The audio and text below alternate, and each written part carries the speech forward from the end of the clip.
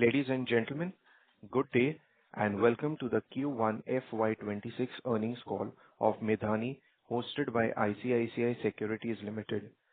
As a reminder, all participant lines will be in the listen-only mode, and there will be an opportunity for you to ask questions once the presentation concludes. Should you need assistance during the conference call, please signal an operator by pressing star and 0 on your touch-tone phones. Please note that this conference is being recorded. I would now like to hand the conference over to Mr. Mohit Lohia from ICICI Securities. Thank you, and over to you, sir. Yeah, hi, Alric. Thank you and good afternoon, everyone. Thank you for joining us today for Q1 FY26 earnings call of MIDHANI. First of all, I would like to thank management for providing us the opportunity to host the call. From the management side, we have Dr. S.V.S. Narayan Murthy, Chairman and Managing Director, Mrs. Madhubala Kalluri, Director of Finance. So without further delay, I would now hand over the call to Dr. Murthy for the opening remarks. Thank you and over to you, sir. Thank you. Good afternoon to all the participants in the conference call. It's my pleasure to welcome all of you to this investors conference call of Mishra Dhatu Nigam Limited. Present with me today for the conference call is Mrs. Madhubala Kalluri, Director of Finance, and Mr. Babu, General Manager TS, is incidentally DPM designate, and Mr. Paul Anthony, Company Secretary. The detailed financial results for Q1 of FY25-26 have already been disclosed, and they are all available with you. However, I would like to take a few minutes to highlight some of the key figures from the results that were achieved during Q1 of FY25-26. To begin with, I am pleased to report that during the quarter ending 30th June 2025, MIDHANI has achieved a turnover of 170.5 crores, marking a growth of 4.31% compared to 163.45 crore recorded in the corresponding quarter of the previous year. Importantly, the value of production stood at 241.29 crore, reflecting a healthy growth of 14.47% over 210.79 crore in Q1 of previous financial year. In terms of profitability, the EBITDA over the quarter stood at 41.28 crore, a growth of 32.86% over the previous year's 31.07 crore. The profit before tax reached 19 crore, registering a growth of 112.05% over 8.96 crore in Q1 of the previous year. Profit after tax was 12.8 crore, reflecting a growth of 150.49% compared with 5.11 crore recorded in the same quarter last year. Additionally, our order book position remains robust at 1,827 crore as on 1st July 2025, and this gives good visibility for FY25-26. To conclude, I reiterate that MIDHANI, we remain committed to supporting the strategic sectors of the nation while also enhancing shareholder value. I look forward to your questions and hope to addressing them and the queries you may have. So thank you. With these few opening remarks, I welcome all of you to the further discussions. Thank you, sir. We will now begin with the question and answer session. Anyone who wishes to ask a question may press star and 1 on their touch-tone telephone. If you wish to remove yourself from the question queue, you may press star and 2. Participants are requested to use handsets while asking a question. Ladies and gentlemen, we will wait for a moment while the question queue assembles. The first question comes from the line of Amit Dixit from Goldman Sachs. Please go ahead. Yeah, hi. Good afternoon, everyone, and thanks for the opportunity. A few questions from my side, sir. The first one is regarding the utilization of your titanium mill.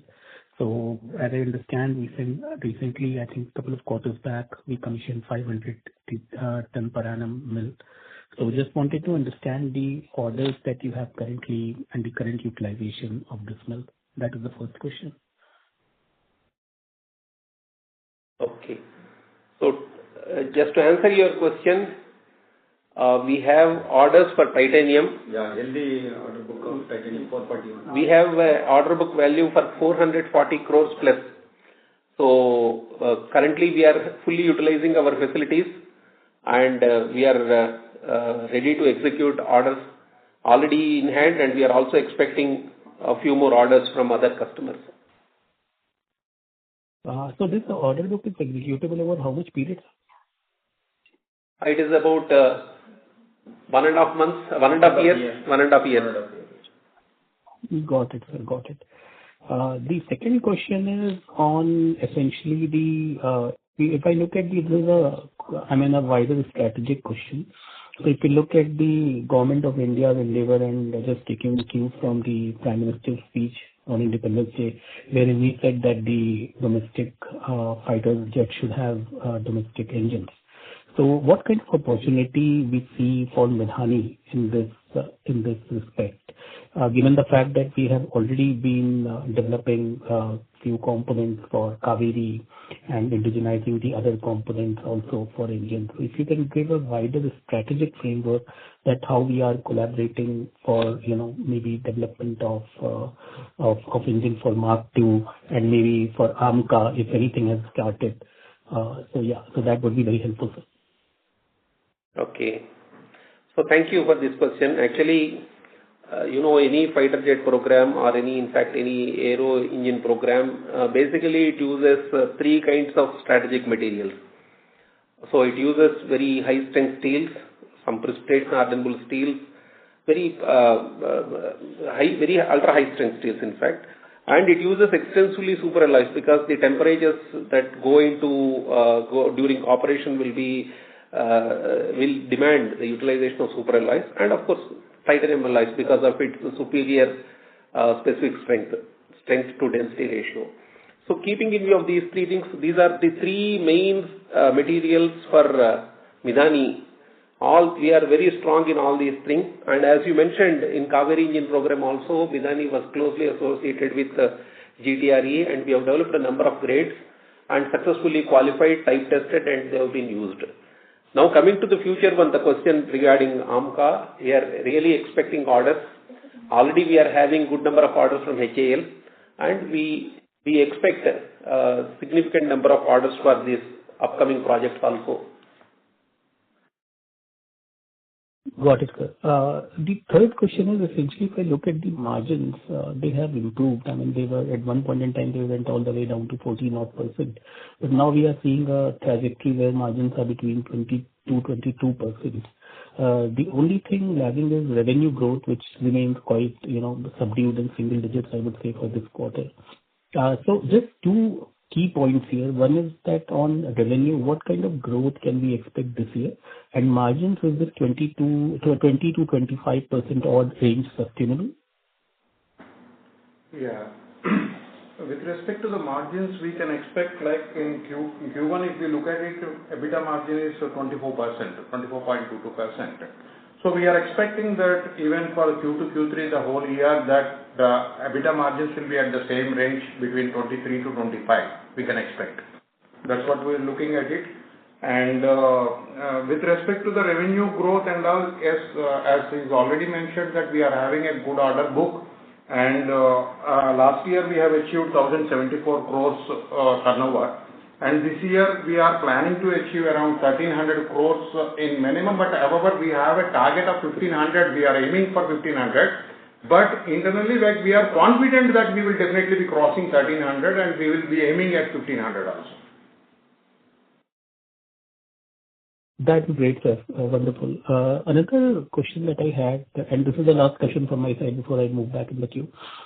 So it is on the order book itself. So if you can break this into various segments, how much it is from defense, how much it is from railways, etc., that would be very helpful. Space also. We'll give that. Okay, percentage you are looking for, or? Sir, anything will do. I mean, if you go ahead percentage, I can convert it to numbers. That's fine. You can tell numbers, no issue. Yeah, our division. Out of 1827 is the order book. On that, the aero is 761 crores.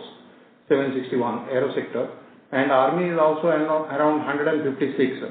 And the next highest we have naval also, we are having 422, around 420 crores like that. So presently we are having around 80% from defense only. That's related to all aero, army, naval, everything. Remaining 20% only. Now presently actually we already finalized the order with the space. That may come maybe in a month or two. So then the space will go up. Otherwise, presently it is 80-20. 80 is the defense related, 20 is space, energy and other, including exports. Wonderful, sir. Thank you for very patiently answering my questions. I will get back in the queue. Thank you, and all the best. Thank you. Thank you.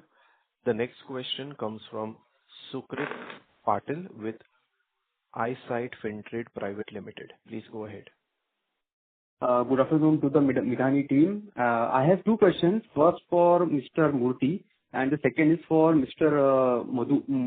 Madhubala. So, good afternoon to Mr. Murthy. So, my question to you is, as MIDHANI strengthens its role in strategic sectors like defense and aerospace, how are you planning the evolution of your product portfolio, especially in terms of proprietary alloys, additive manufacturing, and export grade certifications?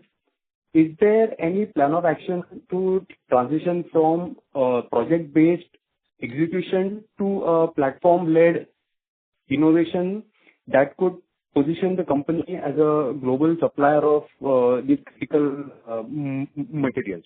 Yes, sir. Thank you. Okay. So thank you, Mr. Patil. So first of all, your first question is,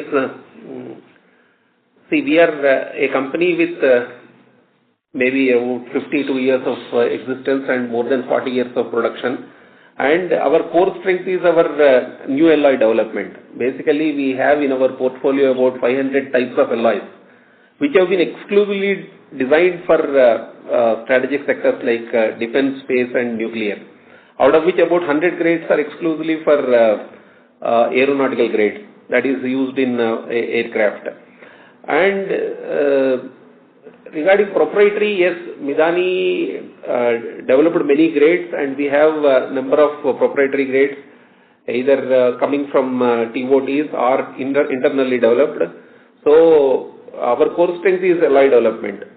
With respect to your additive manufacturing question, yes, we have idea of entering it. In fact, we wanted to go for powder manufacturing. So already we are in the process of establishing powder manufacturing facility, because AM is coming up in a big way, and we expect some of the powders, many of the powders are imported, strategic alloy powders.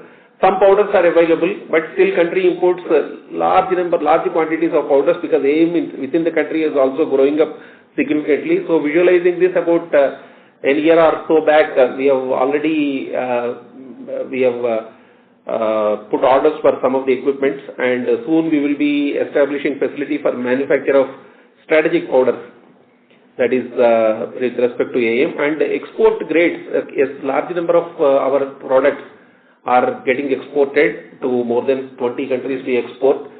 And your question on project-based to platform-based, see, currently majority of the products our customers are our strategic departments of space, defense and nuclear, and they, depending on the project approvals, they give us orders.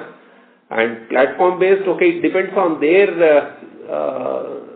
their priorities. Okay, so we are ready to work on any mode. We are ready to take up any kind of challenging work. So we are looking forward whenever there is a new platform that is going to be introduced, or any new project that get approval, we are ready to work with the stakeholders and develop new grades or existing grades we are ready to supply.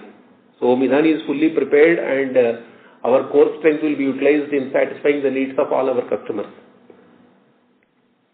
Okay, great. Thank you very much. My second question is to Mrs. Madhubala. Is ma'am on? Yeah, please go ahead. She is here. Yeah. Yeah. Okay. So I just want to understand from a finance point of view, how do you internally prioritize capital between capacity expansion, R&D, and certification-led market access? Is there any framework that balances near-term execution with long-term global competitiveness? I just want to understand your point of view in this. The question is relating to how to differentiate between CapEx, long-term and short-term. We have plans for day-to-day things. We are going with our internal resources. In case of long-term relating to company goals also, we have major projects which we are evaluating with detailed analysis, and based on the market potential and the demand for the products, we are going ahead with on case-to-case basis after thorough review of projects. Okay, fine. Thank you very much for your guidance. Thank you.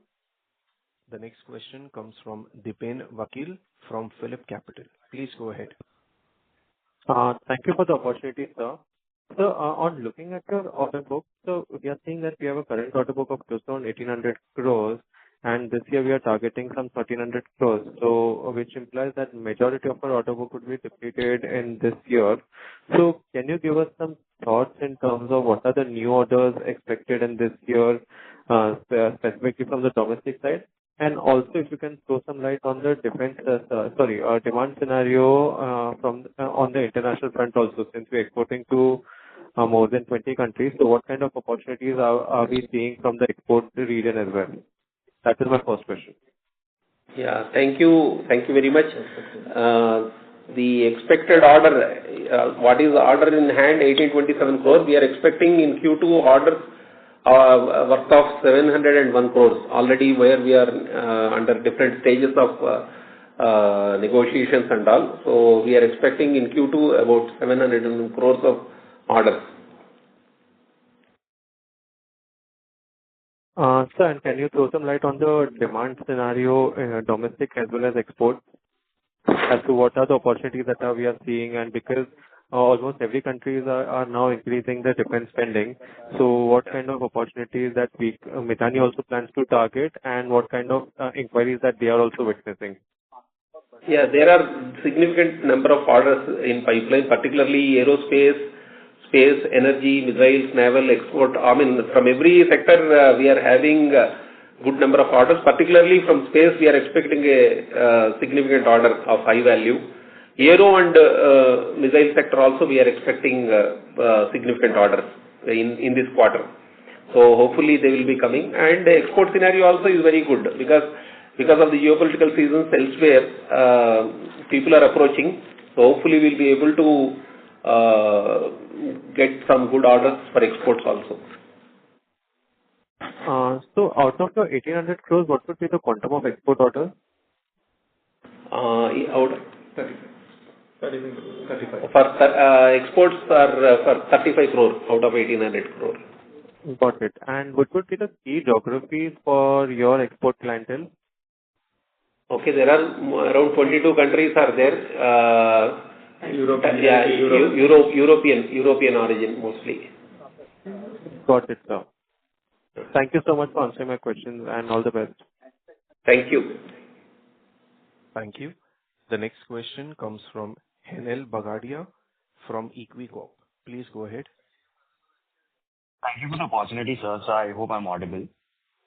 Audible. I have one question. Sir, I've got a few questions. So the first is related to the white plate mill.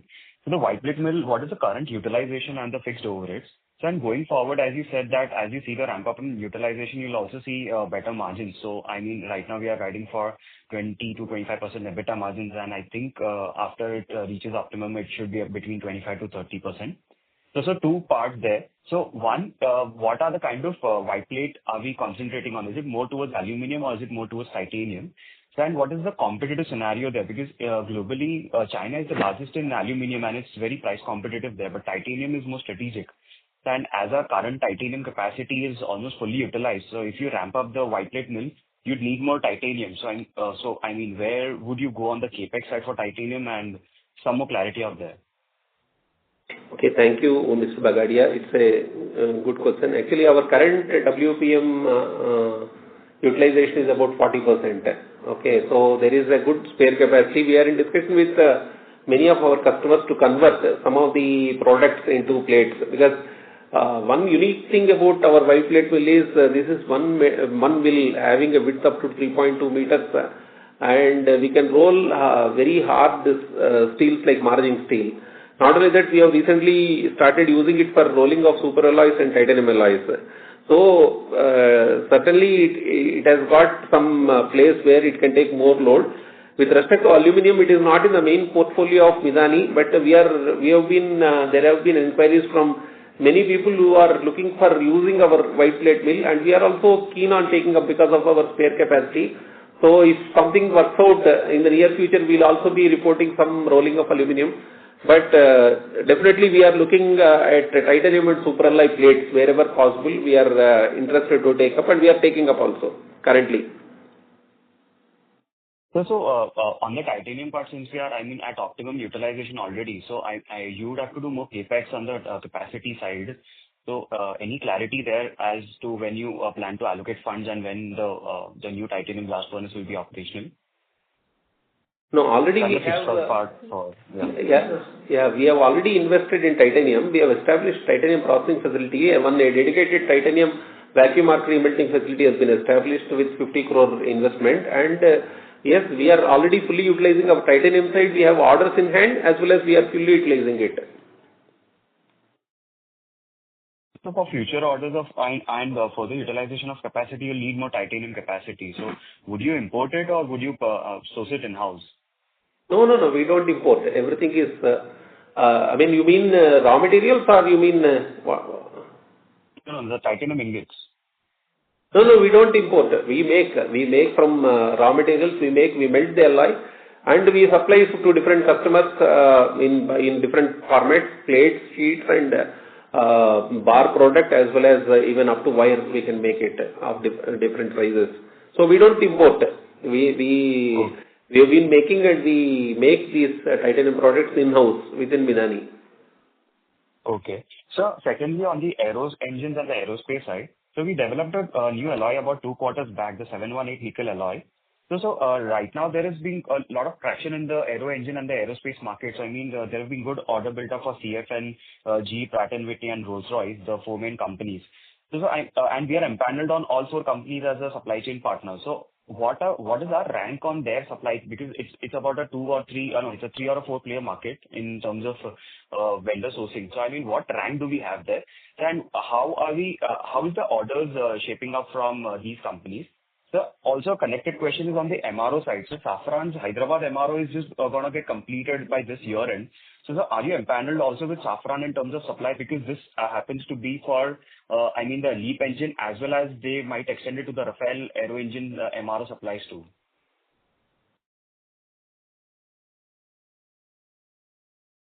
Hello? Sir, please go ahead with the answer. Alloy 718 is one of the most important super alloy in this kind of category for high temperature applications.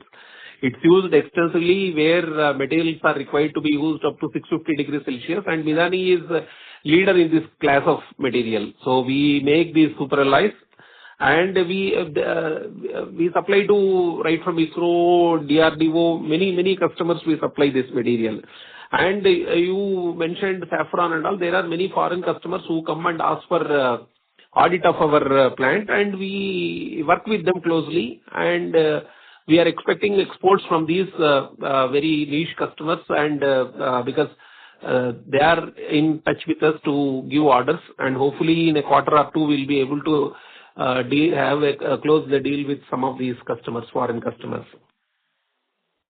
So are we empaneled with all the 4 engine makers, the top 4 engine makers? No, we are in discussion with them, and some of the people already we are supplying also. Okay. So one more, this is the last question before I get in the queue. So regarding the ultra-high megawatt power plant, so we had some products for supplies. So I mean, right now, the government is I think so they have released funds and they are pretty active in getting the plants. So are we seeing orders there? Because we've got a certain super alloys which is there, which is being used for the advanced supercritical application. So if you could just allude, I mean, are the orders flowing in, or do you see more time for the orders to come in? See, with respect to ultra high temperature UHSC, we have developed one alloy, actually one named Indian high temperature alloy. We have already developed in collaboration with NFC, IG Car Kalpakam and NTPC.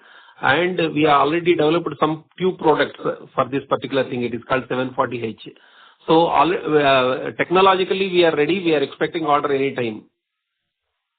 Is it similar to the alloy that IIT Bombay has recently developed and they're claiming 50% efficiency on the boiler side?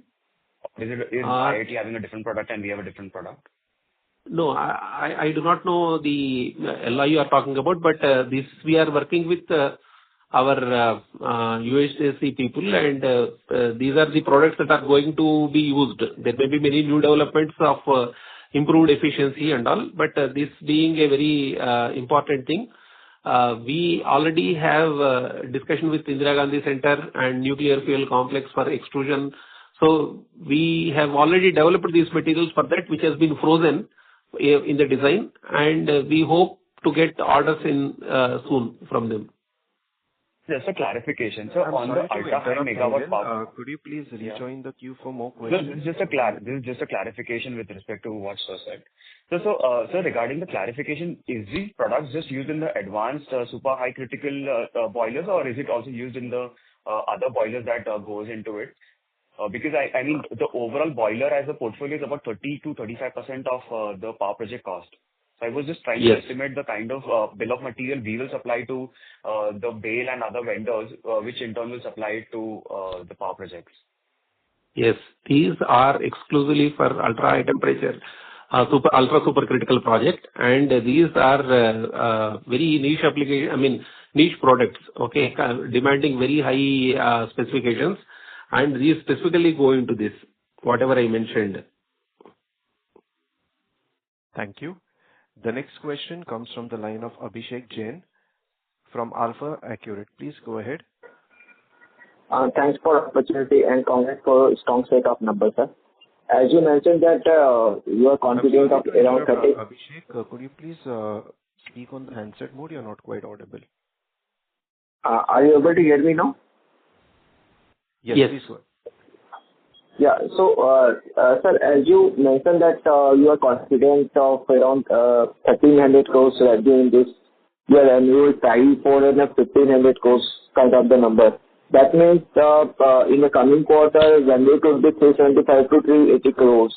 So, just wanted to understand how would be the quarterly progress in the turnover and the order book. Or most of the orders will be executed in the second half only. Yeah. So, see, already we are having 1827 crore worth of orders. We are expecting around 701 crore of orders in Q2. So, put together, we are having enough orders in hand. So, we are having all the facilities running. We should be able to make it. So, we are confident as on today. We have no other issues with respect to meeting the demands of the customers with respect to time schedules. So how will be the executions? So most of the executions will be in the second half only, or it will start to ramp up from the second quarter onwards? No, it will be staggered. No, see, deliveries are, alloy making is a time-taking thing. Depending on the product, we have to melt and do the downstream operations. So sometimes it takes longer time. Like, for example, you have sheet products and tube products, wire products. It will take longer time compared to bar products. So it depends on the product shape, basically, on how long it will take, and it will be staggered up to Q4. Okay. And in this quarter, the gross margin expansion was significant. Is it because of the change in the margin versus scrap composition, or fall in the raw materials prices? Yeah, there are multiple ways. Definitely, there is efficiency in the raw material cost. The raw material cost has reduced. And also, as we discussed, the production has increased. See, when the production has increased, obviously the overheads, the burden per ton, but the burden per the unit will come down, right? So that is how, that is one factor. And the second is that raw material utilization, even the prices also when compared with the previous, last year's Q1, the prices have come down, raw material prices. So the last year we are actually, it's at very high rate. So that is also second component. And also on top of it that as we are already mentioning always that we are now using virgin and scrap mix wherever there is a possibility and of course with the confirmation from the customers. So that is also giving us some savings with respect to the raw material cost. So these are the things which are contributing for the good margins when compared to the previous Q1. Yeah. So as you always carry the inventory, so are there any plans for the You're not audible at all. Your audio is not clear. No, you're not. Your voice is breaking. Are you able to hear me now? Yeah. So my question was on the scrap inventory. So are you exploring any plans for dedicated scrap processing or recycling plant to improve efficiency? I'm sorry, actually your voice is again breaking. We are not able to take. Hello? Hello? Hello. Are you able to hear me now? Is it fine? Sometimes, yes. Again, otherwise, again, after you start, then the voice is breaking. Okay. Sir, my question was on high scrap inventory. So just wanted to understand, are you exploring any plans for dedicated scrap processing or recycling plant to improve cost efficiency? No, presently the whatever means that's what the returns generated in-house, those things we have a method of segregating, means again alloy wise, grade wise, and we able to make use it. So there is no any separate scrap processing like any maybe separate only people who is dealing scrap, they may need such type of thing. Here, whenever we are manufacturing batch, when we are taking up one alloy, we'll be continuing with that and separately we are keeping it and tracking and again we are using it. In wherever required, the cleaning part that we are taking care. There is no separate scrap processing unit is required. Okay. And my last question on the your orders with the HAL. Can you throw some more light on the size and the durations and the potential for the repeat order? Okay. So we are currently having our orders with HAL are for super alloys, basically steels and super alloys and titanium alloys. So we are in the process of executing, and once the orders are completed, there is a possibility. So depending on the orders they get from their indenters, whenever they are getting for more aircraft or anything, similarly they will put orders with us because these are all the regular grades of MIDHANI. They come back to us. So it depends on how many orders they get, basically. And what is the size with of the current orders with the HAL? Total, it will be around 750 crore. Total orders. 750. 750, yeah. Okay, sir. Thank you, sir. That's all from my side. Thank you. Thank you. Thank you. A reminder to all participants, you may press star and 1 to ask a question. The next question comes from Venkatesh from Logic Tree Consultant. Please go ahead. Good afternoon. Thank you for the opportunity.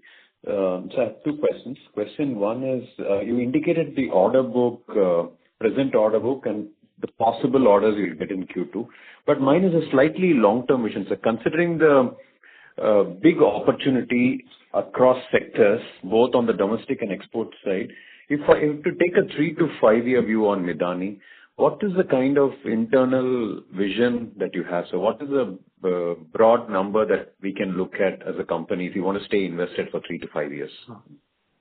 Yeah, thank you for your question. Actually, okay, this is internally we usually discuss. So we are having both short-term targets as well as long-term targets, both with respect to capex as well as the production. So we are expecting in a time period of about 5 years, our targets will be around 2,000 crores. That is the target we are looking at. From the current 1,100 crore approximately, we want to go to 2,000 crore in 5 years. 2,000 crore top line in 5 years. Don't you think, is that not, considering the kind of opportunity you have, sir, is that not a very ambitious number, or is a very low number, isn't it, sir? Would you say that? See, with the existing facilities, it's a different kind of market altogether. Okay, so these are strategic materials, and with the available facilities, including some of the new facilities that we are going to augment in 3 to 5 years time, I'm giving these figures. These are not, see, in strategic sector, what happens is the quantities are small and the numbers are large. See, it is a different thing. It is not that we are producing like a steel plant, a regular steel plant. Here, number of grades will be like in an aircraft, number of grades will be too many, and quantities are small, and the required quality is very, very high. So these things put us in this bracket. I think 2,000 is what we are looking for. If it is more, I do not know. We can. This is the current achievable target. That is what we feel. Okay, sir. Great.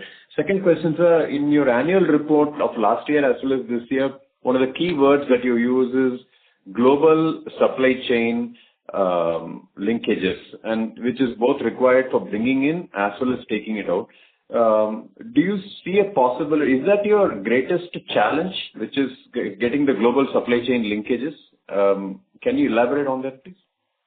Yeah, this is one important challenge because many of the raw materials that we use for making the alloys are imported. And because of the global chain disruption, sometimes it happens that some of these raw materials that go into production of materials, alloys, are not available in time. So it will put stress on us sometimes.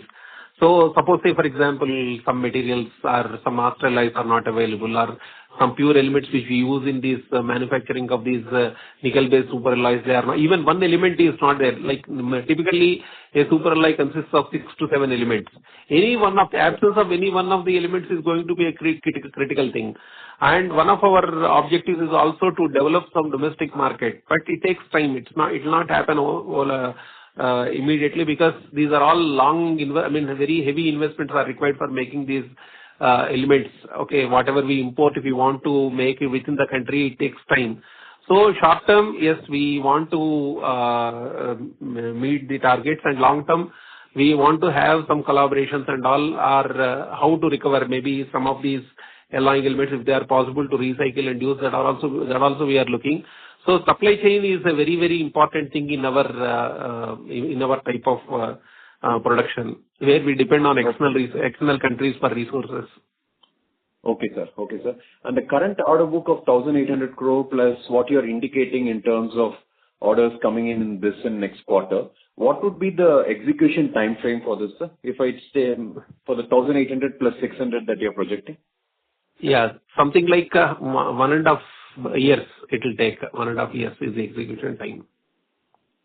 Sir, which means I'm trying to corroborate my study, which is 1,800 plus 700. If you are able to execute it even in 2 years, maybe we will reach our ambition faster, isn't it, sir? Yeah, it is possible, but it all depends on, one problem is we should have smooth supply of raw materials. So if we are able to get, it should be possible, as you told. Good number of orders in hand. So your statement will be correct, provided there will not be any hindrance. Because sometimes we are finding it difficult to get import certain critical raw materials. That's why we have told like that. Got it, sir. Got it, sir. Now, one last question, sir. The previous MD, Mr. Jha, had pointed out in one of the con calls saying that the potential for MIDHANI's use in our country, MIDHANI's role in our country is so huge across so many programs that India needs 5 MIDHANIs. That's the kind of capacity that was needed. Can you take it forward, sir? Do you think that is the kind of potential that we foresee for the next 5-10 years, sir? Yeah. My predecessor is 100% true. His words are absolute. See, the thing is, even today, if you look at the EXIM data, there are steel superalloys and titanium alloys are imported around 8,000 crores worth of these steels, which are in the portfolio of MIDHANI, are being imported every year. So just when he told this, I think probably this is what was in his mind. If you keep it, 5 MIDHANIs means 5 into maybe 1100 crore, it is even less than, even we cannot meet. So there are large number of these grades are getting imported because due to multiple reasons. So absolutely is correct. Yes, we need to strengthen, we need to expand, we need to become big, we need to cater, and already Government of India's idea is to have everything done within the country under Atmanirbhar. So we are sure that we are going to expand in due course of time, and that is why we gave in about 5 years we are going to do at least 2,000 crores. We should be able to make it, and the materials, whatever we are supplying, these strategic materials are required more and more in numbers, because the kind of things, the many orders are there from defense. So it is expanding overall. The kind of products that MIDHANI is making is expanding, and country needs more such companies. Yes. Excellent, sir. Thank you so much, sir. In fact, me and my friends went through some parliamentary notes also, and your company is being mentioned as the company of strategic national importance. There's a lot of people talking about it. I wish you the best. Thank you so much. Thank you. Thank you. The next question comes from the line of Amit Dixit from Goldman Sachs. Please go ahead. Thanks for the follow-up. Amit, you're not audible. You're not quite clear. Is it better now? Yes, please. Hello. So just a follow-up from my side. The first one is on the Rohtak armor factory. If you can mention the capacity utilization there, and what kind of revenue can we expect from this facility in the next couple of years. Also, a related one on this is that now LCH order has been given to HAL. Okay. See, with respect to... Yeah. You are done? Yeah, that is the first question. Yeah. So with respect to the Rohtak, yes, we are having two products from Rohtak, basically vehicle armoring and body armoring. So with respect to vehicle armoring, we are having good number of orders. Okay, we are having that bulletproofing of vehicles. So we are having good orders from respective police departments, state police departments, as well as central police forces. And with respect to body armoring, yes, we are having some of the orders. We are already So we are having a TOT, technology transfer, from Baba Kavach. That is one, and we are also looking at Abed. Okay, another TOT. So orders are expected. Recently we got an order for bulletproof jackets from one of the state police departments. So we have to expand. There is still, it is not up to the mark, but still we are looking for some expansion in that and getting orders to execute. And with respect to LCH order to HAL, so we are yet to get some good orders in this area. Does that answer your question? Okay, sir. Yeah. The second question is on your value production. So if you can let us know imported content in that value of production, and what kind of steps are we taking to bring it down, and this imported product. I know there are a lot of things not within your control because some of these materials are not produced in India. Yeah, it all depends on the end user has to give us the opportunity to work on that, because many of these products that are imported are all in the portfolio of MIDHANI. So whether it is steel, superalloy or titanium alloy. So it depends on their timelines and what are their promises to their customers. So accordingly, we are expecting some orders. We are yet to get any feedback from them. Okay, sir. Thank you so much, and all the best. Thank you. Thank you. The next question comes from the line of Dipen Vakil from PhillipCapital. Please go ahead.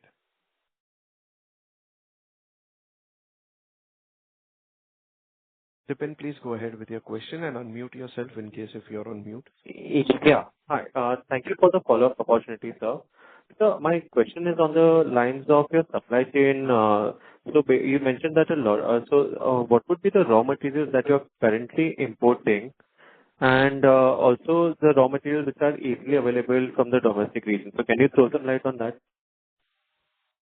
Yeah, something like 75 to 80% of the raw materials we import, because these raw materials, India is not having the mineral resources to produce the kind of material that we are using for making superalloys, like for example nickel, cobalt, moly, tungsten. These things we import. So maybe 75 to 80%. But there are alloys there are materials which we use domestically also. So, but significant part of it is coming from import, pure elements. Got it, sir. Thank you so much. Thank you. The next question comes from the line of Gopi Krishnan, an individual investor. Please go ahead. Yeah, am I audible? Yeah, audible. Please go ahead. Yeah. Okay. Yeah, I have only one question. The revenue sales is 168 crores. So I would like to know what is the production charge against this sales? Value of production charge against this sale of 168 crores. VOP.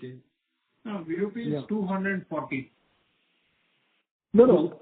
What is the value? Yeah. The value of revenues per cube. Sorry.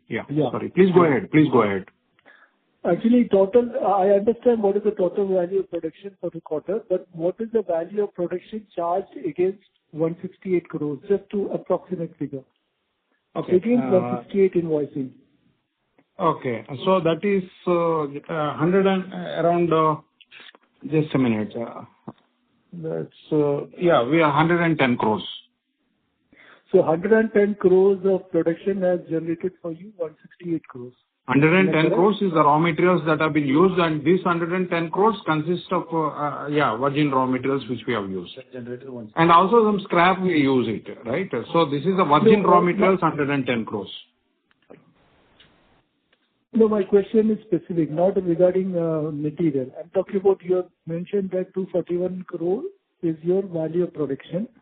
So Okay. what is the value of production charge against 168 crores? Input. Then you invoice 168 crores to the client. How much is the value of production against that?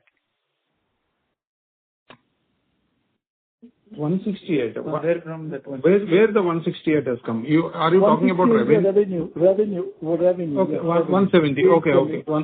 170. Okay. 170 is okay. 170. Yeah. It's okay. Fine. So that around that will contribute around 60%. 60% is the value of production. Correct. So that means 40% you're making. That means. Yes. The other things will be there. The other overheads will be there. Like employee cost will be there. Consumables will be there. Approximately, you're telling 60% of 170 crores is charged against this? Yes. As value of production? Yes. Because on top of the raw materials, there will that is only the raw material consumption I talked about, right? On top of it, there will be a scrap consumption. There will be the expenditures like employee expenses, other overheads like consumables, power, repairs. So many things will be there. All those, the finance cost will be the depreciation, so many things. Yeah. Okay. And also one more question. Is there any seasonality in production for MIDHANI? Always it's quarter one is lower and quarter four is higher. Is there something like that? I'm talking about production. There is, Yeah, there may be last quarter may be little more aggressive compared to other 3 quarters. Maybe if you look at the previous quarter results also you can find. Always it's like that. But is there anything like that, seasonality for production, not sales I'm talking? No, nothing like that. Okay, maybe more running in the last quarter to achieve the targets. Okay. Okay, that's all from my side. Okay, thank you. Thank you. Thank you. The next question comes from the line of Henal Bagadia with Equicorp. Please go ahead. So thank you for the opportunity again. So I just got two quick questions. So one is, since the raw material prices have come down compared to last year, so is there any upward revision on the gross margin and EBITDA margin guidance you plan to make? That's what is already reflected. That is, if we look at it, the last year, the EBITDA margins are only, 19% Q1, if you look at it, because 31 crores EBITDA and 163 crores, the EBITDA margin is 19. So that's 24 crores is Q1 of the current financial year, right? And also it has the same impact, cascade impact on the PBT. Last year it was 5.48 and it is 11.14 of the revenue. Same is the case of the PAT. So that is what is resulted. The savings it has contributed it. Last year it was affected. So on the RM side, are we fairly diversified in terms of procurement? Because I mean, on cobalt, I think so, DRC has still extended their export ban. So are we fairly comfortable in terms of supplies? No, raw material procurement, we are going as per the orders available. That is a continuous process. We are keep on procuring raw material as per the requirement and considering the market trends also. Procurement is a continuous process. Okay. And the last question, sir, if you could also explain, so we've got a product for bulletproof jackets called Kavach. So how different is it from technical textile product, which is manufactured by a few textile players, which is also a bulletproof jacket that is used? So because there was a large opportunity in terms of getting orders from state and central police departments, but I think so the ramp up of the number of orders that you received has not been in lines with our expectations. Yeah, probably your statement may be true. See, the normal textile and this thing is different because you are having bulletproof jackets have different layers of materials consisting of some polymeric materials and ceramic materials, which will be resistant to firing bullets. So it's a technology, and you have to get it in the right form. The interface have to be good, interface between the polymer and the ceramic. So the technology is available. It is called the Kavach. So what you are referring is called a Baba Kavach. We have taken a TOT from BARC, and we are working on that. We are also in the process of taking a TOT from IIT Delhi. It is called Abed, and we are working with them, and we are doing the initial processing of some of the jackets. And these are for higher STENAG levels. That is, more intense bullets also can be stopped. So, as you told, yes, once these things are established, we'll be going, and we should be getting orders in next few quarters once these are established. Thank you very much, sir, and all the best to the team. Thank you so much. Thank you. Ladies and gentlemen, that was the last question for today. I would now like to hand the conference over to the management for the closing remarks.